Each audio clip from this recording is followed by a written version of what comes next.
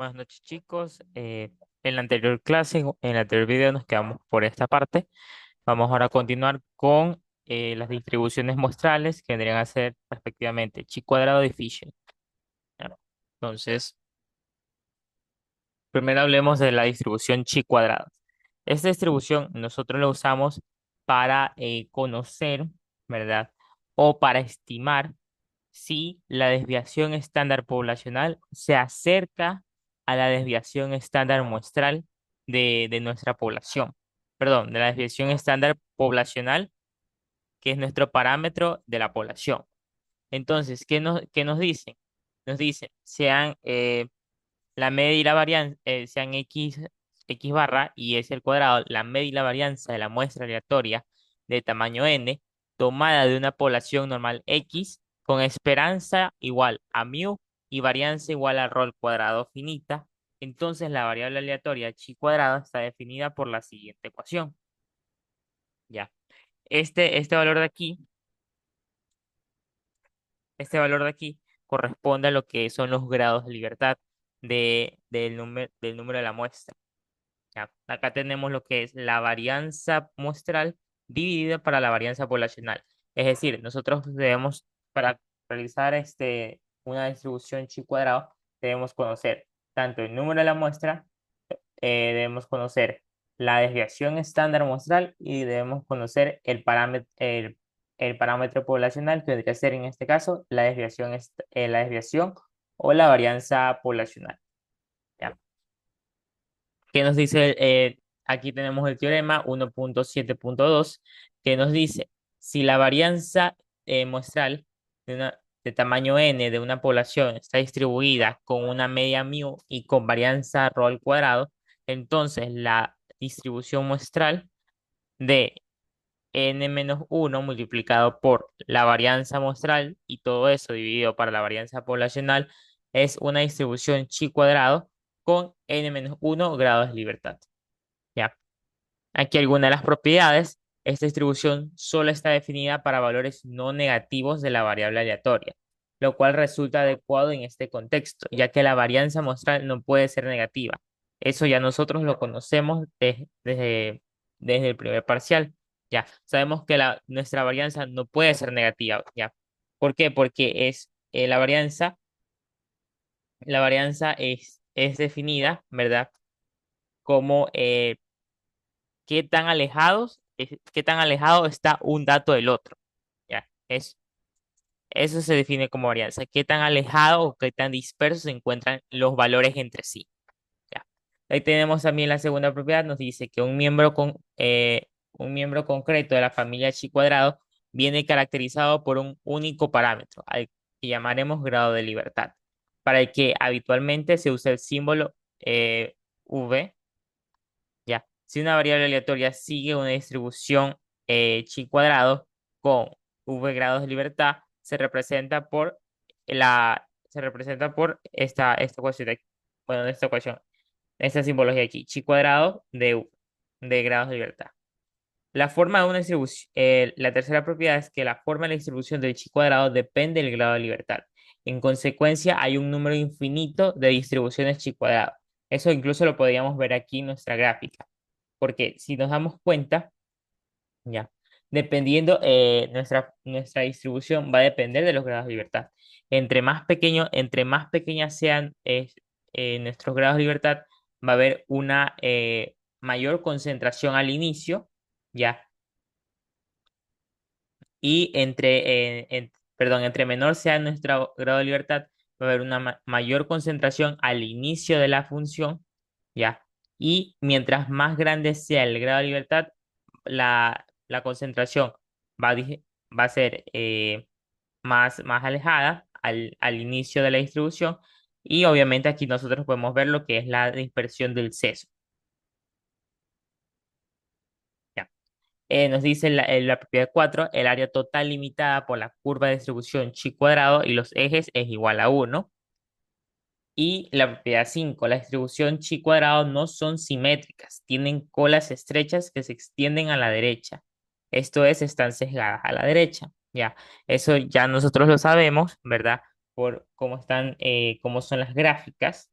Ya, sabemos, bueno, en este caso, para una distribución chi cuadrado, nosotros vamos a utilizar no la tabla la normal estándar, no la tabla de la T-Student, ya, vamos a usar una tabla que tenga, tenga representados los valores de una distribución asimétrica, con sesgo a la derecha, ¿ya? Aquí podemos observar, dice, cuando un proceso de producción está funcionando correctamente, la resistencia en ohmios de los componentes que produce sigue una distribución normal con desviación típica de 3,6. Si se toma una muestra aleatoria de cuatro componentes, ¿cuál es la probabilidad de que la varianza muestral sea mayor que 27?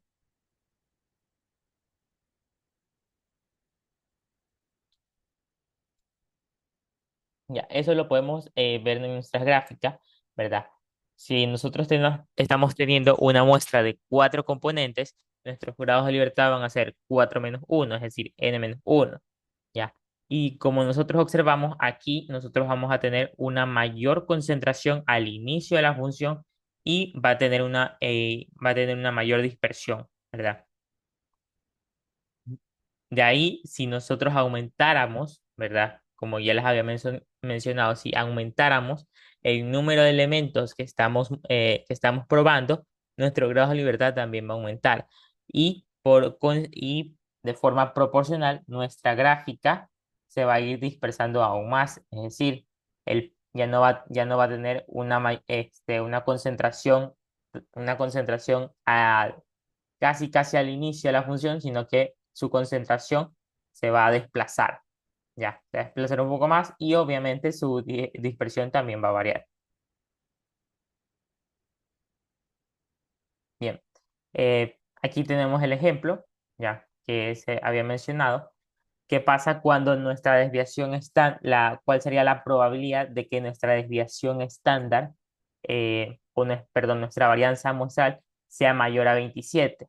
Ya, usamos la ecuación que ya sabemos de chi cuadrado, que nos dice la probabilidad de que chi cuadrado con 3 grados de libertad sea mayor al resultado de aquí, 27 por 3 dividido para 12,96, que nos dice que la probabilidad de chi cuadrado con 3 grados de libertad mayores a 6,25 es aproximado a 0,1.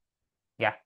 Incluso lo podemos ver aquí. Los grados de libertad, tenemos el grado de libertad 3 y tenemos lo que es, aquí nosotros dentro de la tabla no encontramos la probabilidad. Ojo, en estas tablas no encontramos la probabilidad, encontramos los valores que nos da nuestro chi cuadrado.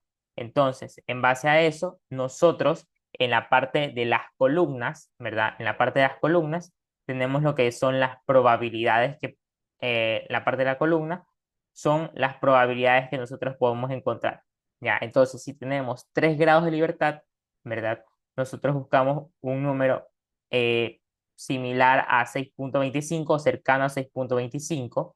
Ya, en este caso, nosotros aquí tenemos en 3 grados de libertad, tenemos en este punto, ya, el valor de 6,251. Ya. Y eso que nos dice que tenemos un valor de significancia del 0,1 del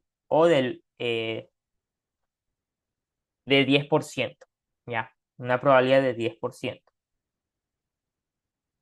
Aquí tenemos una tabla de chi cuadrado, ¿verdad?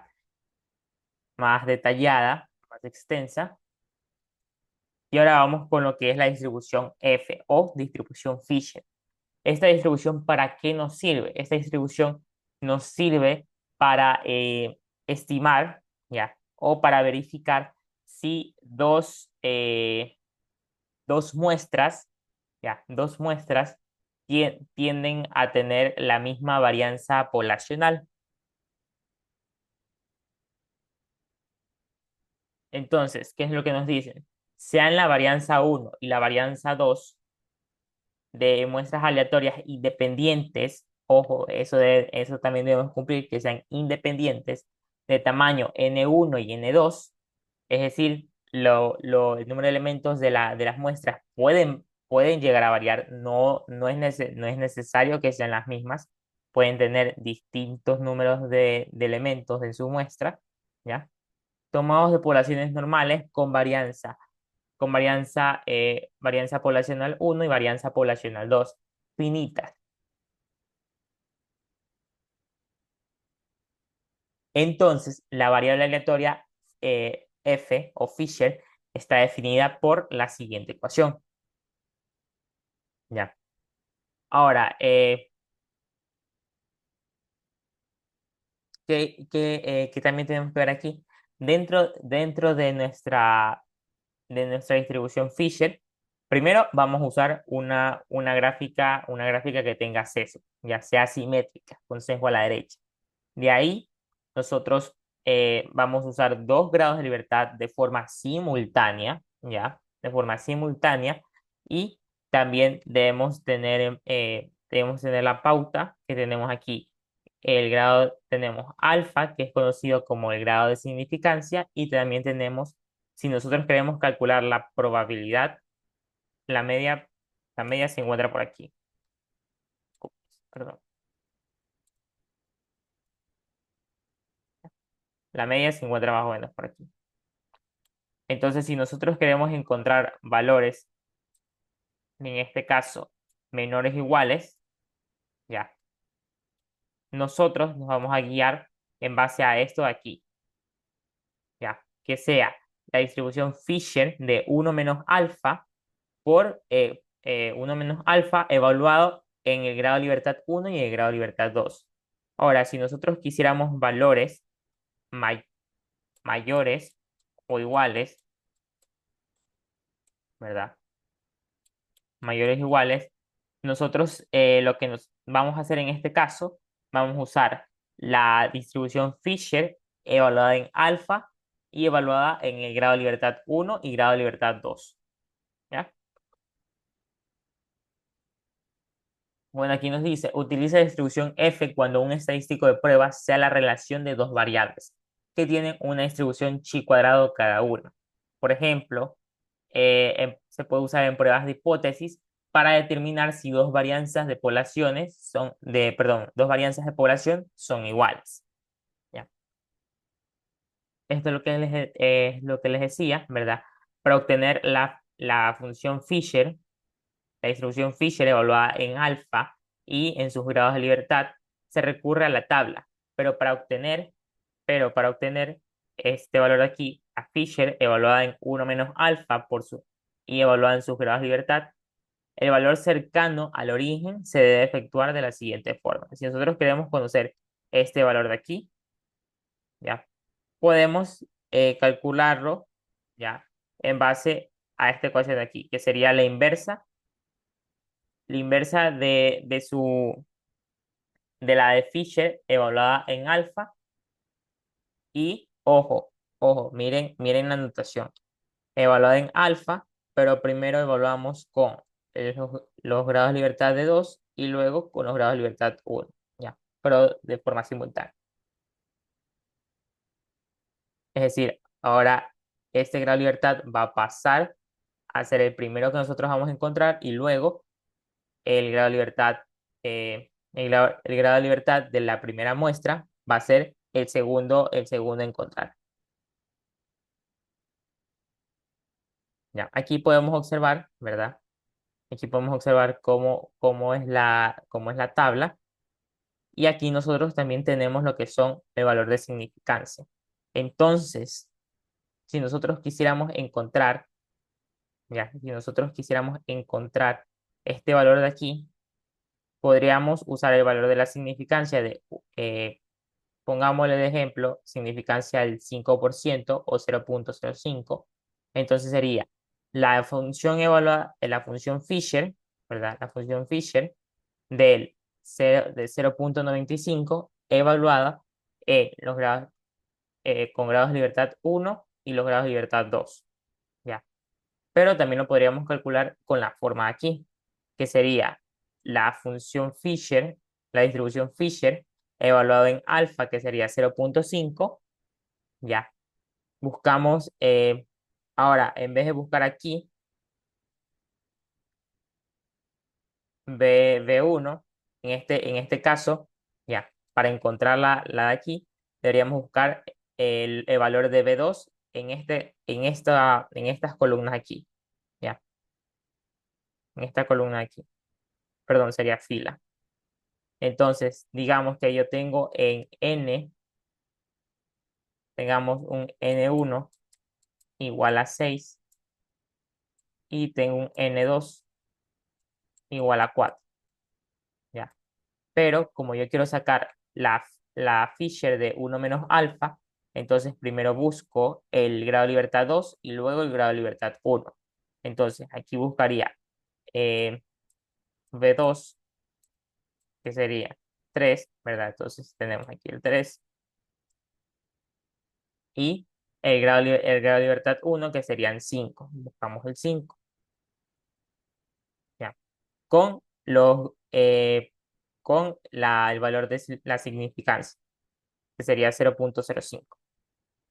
Intersectamos y nos debería quedar 5,4, pero ese 5,4 debemos elevarlo a la menos 1, es decir, va a quedarnos 1 sobre 5 por el valor 5,41, ya, 5,41.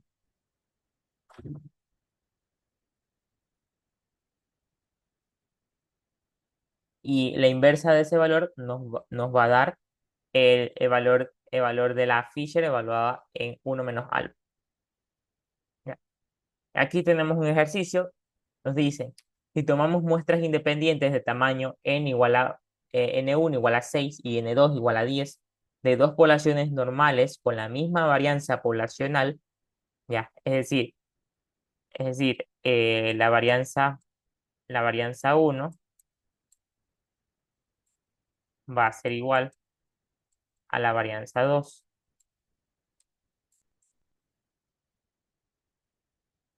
ya. ¿Y se acuerdan de la ecuación que tenemos acá? Pues entonces, si tenemos lo mismo, esto se simplificaría y esto se simplificaría, ya, porque nos quedarían nomás evaluados en las desviación, perdón, en las varianzas muestrales, ya. ¿Qué nos pide? Encontrar el número B tal que de, la probabilidad de Fisher, ¿verdad? Sea menor o igual a B, es igual al 0,95. ¿Ya? El 0,95 representa este valor de aquí. ¿Ya? Entonces, si nosotros quisiéramos encontrar B, podría con nuestra tabla aquí, que tenemos son únicamente los valores de alfa, ¿ya? Alfa igual a 0,05, ya podríamos encontrarlo. Entonces, tenemos el grado de libertad 1, que era, perdón, tenemos el número de muestra 1, que era 6, entonces el grado de libertad sería 5, ¿ya? Y para el grado de libertad 2 serían n10 menos 1, que sería entonces 9, ¿ya? Y aquí podemos intersectarlo. Si se dan cuenta que acá teníamos los valores de la varianza. Sí, así también podemos encontrar otras tablas. Pero acá nos están especificando que esta tabla únicamente es cuando tenemos valores de significancia del 5% o del 0,05. ¿Ya? Esta tiene valores de significancia, trabaja con distintos valores de significancia. Tiene del 10%, tiene del 5%, tiene del 1% y tiene del 0,1%. Entonces, en base a eso, nosotros encontramos nuestro valor B, que sería 3,48. Entonces, nuestro valor B sería menor o igual, perdón,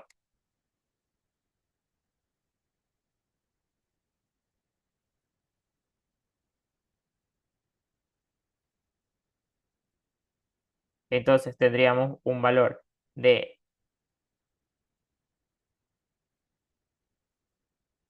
3,48 B. ¿Ya? Ahora, vamos con otro ejercicio. Nos dicen, la renta media anual de los habitantes de un país se distribuye uniformemente entre 4 millones de dólares y 10 millones de dólares. ¿Ya? Calcular la probabilidad de que al seleccionar al azar a 100 personas, la suma de sus rentas supere los 725 millones de dólares. Entonces, primero extraemos todos los datos que nos dan del problema, ¿ya? Y como nos está diciendo que se distribuye uniformemente, nosotros podemos tomar las ecuaciones que ya conocíamos de las distribuciones de variable aleatoria discreta, ¿verdad? Que son estas, para estimar lo que son la media y la varianza poblacional. ¿Ya? Entonces, de ahí calculamos nuestros datos, ¿verdad? Entonces tenemos una muestra de 100 personas, tenemos una media equivalente a 7 millones de dólares y tenemos una desviación estándar equivalente a 300, eh, a, creo que serían 300 millones de dólares. Ya, de ahí, ¿qué es lo que nos tocaría encontrar? ¿Qué es lo que nos dicen? Calcular la probabilidad que al seleccionar al azar a 100 personas, las sumas de sus rentas supere los 725 millones de dólares. Entonces, en base a los datos que ya tenemos, que son el número de elementos, la media poblacional y la varianza poblacional, nosotros podemos deducir en base a eso que podríamos trabajar con la estandarización de una distribución normal estándar, ¿verdad? Entonces sería Z, ya, la estandarización sería Z igual a, en este caso, 725 menos nuestra media, que sería 700, dividido para la desviación estándar de la muestra. La desviación estándar perdón, la desviación estándar de la media, que sería 17,3. Ya. Ese valor nos da igual a 1,44. Ese valor lo podemos buscar en las tablas que ya habíamos visto en la anterior clase. Aquí, ya, podríamos buscar 1,44.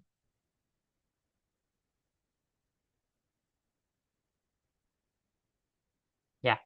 Pero ojo, tenemos que verificar cómo nos están dando el sombreado en nuestra tabla.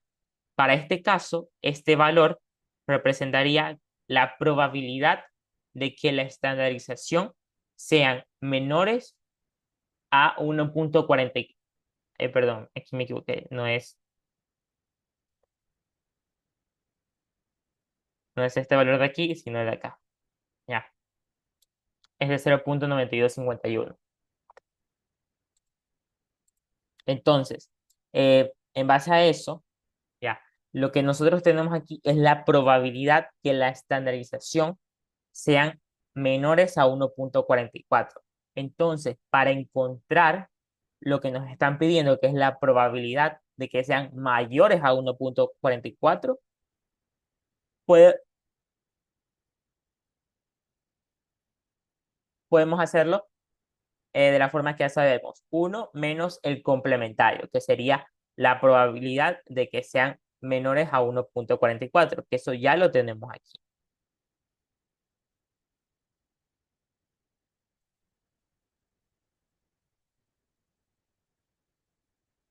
Entonces, en base a eso, podemos hacer este ajuste. Uno menos la probabilidad complementaria, que sería 0,9251, y eso va a ser igual al 0,0749. ¿Ya? Y aquí podemos ver cómo podríamos expresarlo eso de forma textual, es decir, la probabilidad de que la suma de las rentas de 100 personas supere los 725 millones de dólares es del 0,07. Vamos con otro ejercicio.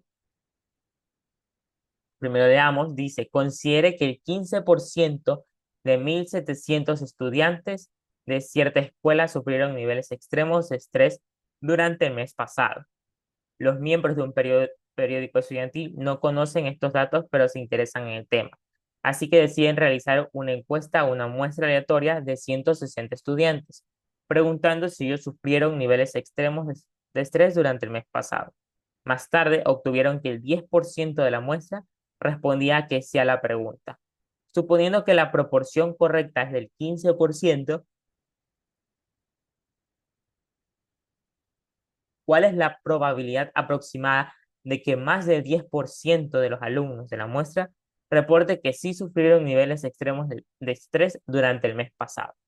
Entonces, el primer paso que nosotros tenemos que dar es eh, extraer todos los datos posibles que nos están dando. ¿Ya? Aquí podríamos ver la, el valor de la proporción poblacional, que es del 15%, del 0,15. Tenemos el número de elementos de la población, tenemos el número de elementos de la muestra y tenemos también la proporción muestral de 0,1. ¿Ya? Ahora, primero deberíamos calcular la varianza de la proporción muestral, ¿ya? Que esa la podríamos, esa en base a la ecuación, ¿verdad? Que teníamos aquí, la podíamos sacar. En este caso ya sería la desviación estándar, ¿ya? Pero ¿qué pasa? Nosotros tenemos dos criterios. Tenemos que primero ver el criterio de independencia, ¿ya? ¿Eso cómo se ve? En base a esto. Si el número de elementos de la población siendo dividida para 10 es mayor a n, entonces asumimos la independencia y podemos usar esta ecuación de aquí, que es la que ya conocíamos, que es justamente esta. Ya. Pero, ¿qué pasa? Tenemos ahí también el segundo criterio, que es la normalidad de Moivre de Laplace. Nos dice que si el número de elementos de la muestra, siendo multiplicada por la proporción poblacional, es mayor o igual a 10 y el número de muestras es multiplicado por el complementario de la proporción poblacional es igual a 10, asumimos normalidad. ¿Ya? Y eso también lo podemos ver acá. También tenemos estos criterios. Si la población es infinita, es decir, si la población es muy grande, que ni siquiera nos lo muestran en el enunciado, podríamos tomar la varianza de la proporción muestral como P, la proporción P, poblacional P, multiplicado por su complementario dividido para N. Pero si la población es finita y el tamaño N, el tamaño de elementos poblacionales no es demasiado grande, podemos usar esta ecuación de acá. Entonces, en base a esos criterios, nosotros eh, observamos, ¿verdad? Podemos observar que cumple lo que es independencia, ¿ya? Entonces, directamente podríamos aplicar es la proporción P, poblacional P, por la complementaria de la poblacional dividido para el número de elementos de la muestra, que sería 160. ¿Ya? De ahí usamos la estandarización para las proporciones.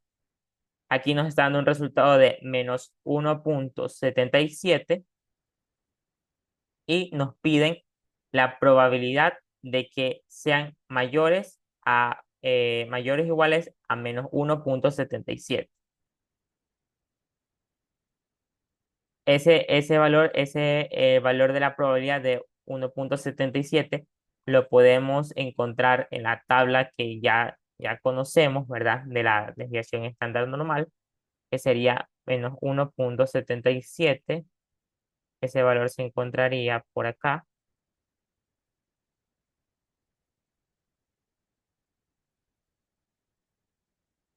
¿ya? Y como nos están dando la probabilidad de que sean menores a menos 1,77, pero nosotros queremos que sean mayores o iguales a 1,77, usamos el arreglo de 1 menos la complementaria, ¿verdad?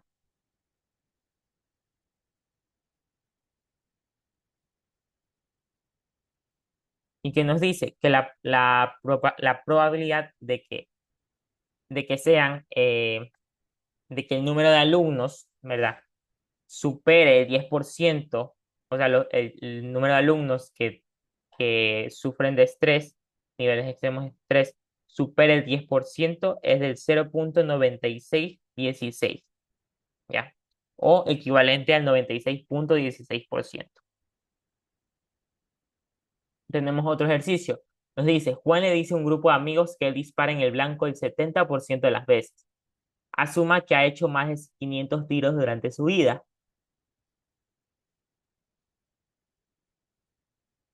Algunos de sus amigos no le creen y le piden que dispare 50 tiros al blanco. Juan acepta el reto y realiza y acierta 32 de ellos. El porcentaje de acierto es del 0,64. ¿Es Juan realmente efectivo el 70% de los disparos? Eso lo tenemos que comprobar. ¿Ya? Acuérdense, el primer paso es extraer todos los datos posibles. ¿Ya? Tenemos el de la proporción poblacional, que es el 0,7. Tenemos el número de elementos de la población de 500, el de la muestra, que es de 50, y tenemos tenemos lo que es la proporción muestral de 0,64. Ya. De ahí nosotros debemos calcular la varianza de la proporción muestral. Usamos el mismo criterio anterior. Primero vemos si es independiente. En este caso no nos va a cumplir por independencia. ¿Por qué? Porque 500 dividido para 10 nos da 50 y 50 no es un número mayor al número de elementos de la muestra. Ya. Entonces, verificamos el otro, normalidad por Moivre-Laplace, y observamos que eso sí nos cumple. Y también vemos el criterio de si el número de elementos de la población es infinito o si es un número finito y no es tan grande en comparación al de la muestra. Ya, en ese caso, si cumplimos esas condiciones, entonces usamos esta ecuación. Y ahí vamos a la estandarización, ¿verdad? Nos da como resultado de menos 0,97. ¿Y qué es lo que nos pide? ¿Es Juan realmente efectivo el 70% de los disparos? Es decir, nos piden la probabilidad de que Z sea mayor o igual a 0,97. Como ya sabemos, ahorita estamos trabajando con una tabla que nos dan valores menores al de la estandarización, entonces usamos el arreglo de uno menos el complementario. Y de ahí nos dicen que la probabilidad es del 83,40%. ¿Qué es lo que podemos asumir en base a eso? Que sí, Juan es efectivo, ¿ya? Es efectivo, tiene una efectividad en sus disparos, ¿ya? ¿Por qué? Porque estamos superando el valor que nos están dando, que vendría a ser del 70%. Bien, hagamos otro ejercicio. Nos dice, un fabricante declara que la duración de las bujías que él fabrica sigue una distribución normal, con una media de 36.000 kilómetros y una desviación estándar de 4.000 kilómetros. Ojo, aquí debemos ver si la desviación estándar nos la están dando. Nos la está dando si es poblacional o muestral. En este caso sería poblacional. Ya. Para una muestra continuemos. Para una muestra aleatoria de 16 bujías, se obtuvo una duración media de 34,500 kilómetros. Si la afirmación del fabricante es correcta, ¿cuál es la probabilidad de obtener una media muestral tan pequeña como esta o menor? Acuérdense, el primer paso es obtener todos los datos posibles del ejercicio. Tenemos aquí la media poblacional, la desviación estándar poblacional, el número de elementos de la muestra y tenemos la media poblacional, perdón, la media muestral. ¿Qué nos dicen? Queremos calcular la probabilidad de que esa media sea menor o igual a, sean menor o iguales a 34.500. Entonces usamos la estandarización, ya usamos nuestra estandarización. Para este caso usamos la ecuación de la normal estándar, la normal. Ya, no trabajamos aquí con la que tiene la desviación estándar muestral. No, para nada. Y de ahí nos dicen que la probabilidad debe ser menores o iguales a menos 1,5. Vemos en nuestra tabla, ¿verdad? Y eso nos da como resultado del 0,668, ¿ya? O equivalente al 6,68%.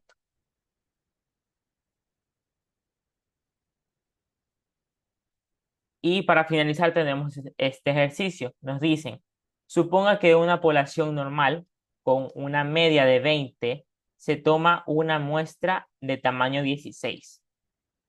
¿Ya?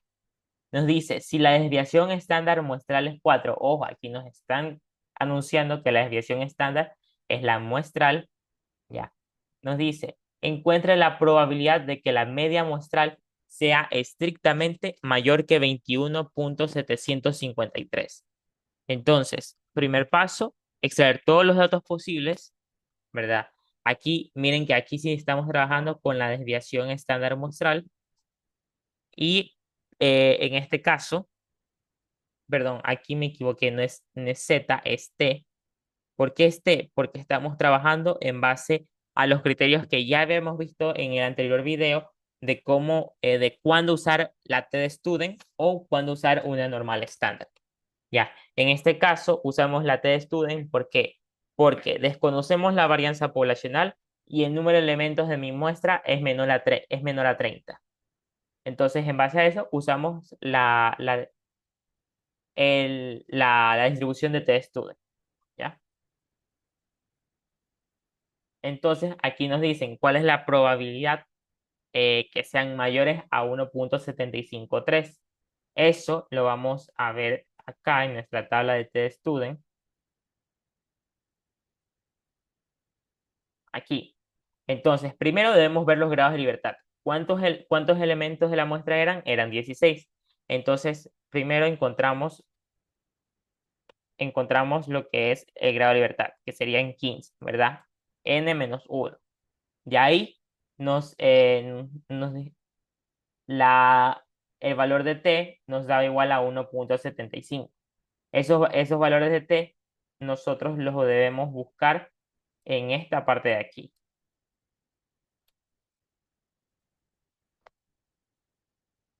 Esos valores de t los debemos buscar en toda esta parte de aquí. ¿Ya? Cuando nosotros encontremos los grados de libertad o calculemos los grados de libertad, buscamos en nuestra tabla los valores de t. En este caso nos decía de 1,75. Aquí tenemos 1,7531. Lo podemos tomar, ya. Y cuando ya tenemos esos dos valores, nosotros vamos a la parte de arriba donde se encuentran las probabilidades. Y en este caso nos daría que la probabilidad es del 0,05%. ¿Ya?